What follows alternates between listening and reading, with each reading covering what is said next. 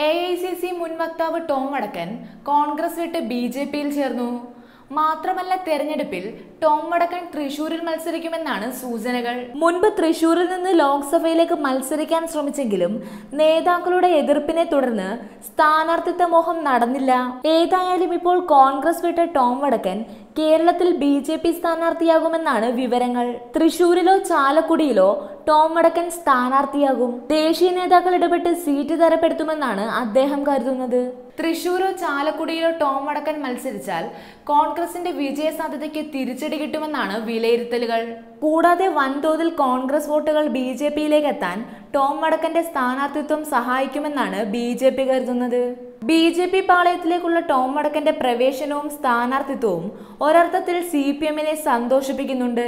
ചാലക്കുടിയിലോ തൃശൂരോ Tom വടക്കൻ മത്സരിച്ചാൽ ഇവിടെ അനായാസം വിജയിക്കാമെന്ന മോഹമാണ് ഇടതുപക്ഷത്തിന്.